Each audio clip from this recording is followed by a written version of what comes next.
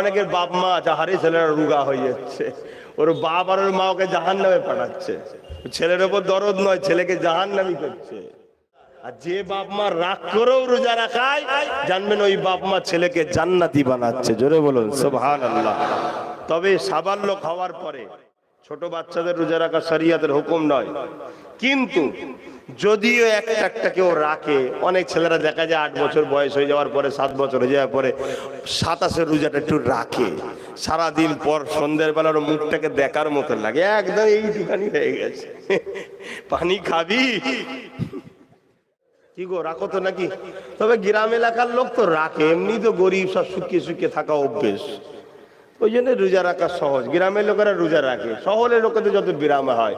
আবার অনেকের বাপ মা যাহারে ছেলেরা রুগা হয়ে যাচ্ছে, ওর বাপ আর ওর মা ওকে জাহান্নামে পাঠাচ্ছে। ছেলের ওপর দরদ নয়, ছেলেকে জাহান্নামী করছে। কথা বুঝছেন না, বোঝেন না?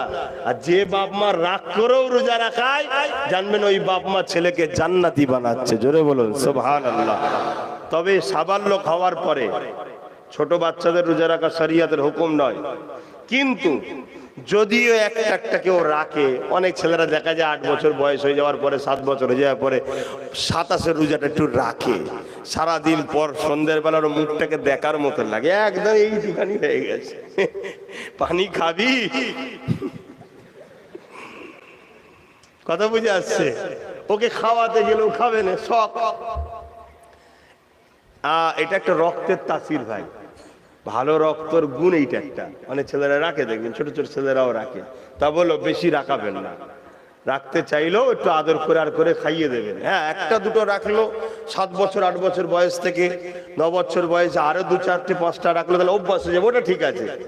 কিন্তু 7-8 বছর বয়সে যদি সব রাখতে যায়, ক্ষতি হয়ে যাবে।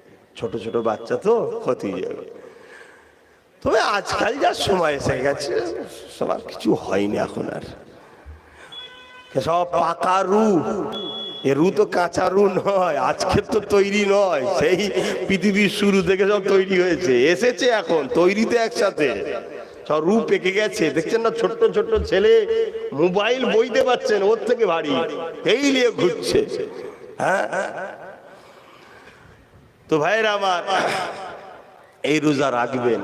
রোজাদারদের জন্য তাহলে দুটো খুশি, একটা হলো ইফতার করা, আর একটা হলো ইফতার করা মানে ইফতারকে যখন সামনে নিয়ে বসে, দেখুন ঘাঁটছে, খাইনি, পেটের খিদে, হ্যাঁ, শুধু আজানের অপেক্ষায় আছে। আজান দিলে বিসমিল্লাহ বলে আল্লাহর নাম নিয়ে, আল্লাহুম্মা সামতু লাকা ওয়া তাআক্কালতু রিজকিকা ওয়া আফতারতু বিরহমাতিকা ইয়া আরহামার রাহিমিন, আল্লাহ নাম নিয়ে শুরু করে দেয়। শুরু করলে ইফতার। তবে মনে রাখবেন, হালাল পয়সায় ইফতার করতে হবে। আবার আজকাল তো সব রোজার কি ইফতার কি ইফতার পার্টি বেরিয়েছে, পার্টি। ওখানে যাওয়া চলবে না, হারাম ওটা একদম। ওটা ইসলামকে মিটাবার প্ল্যান, শয়তানদের কাজ ওটা। যারা ইফতার পার্টি করে ওগুলো সব শয়তান, শুনছেন না?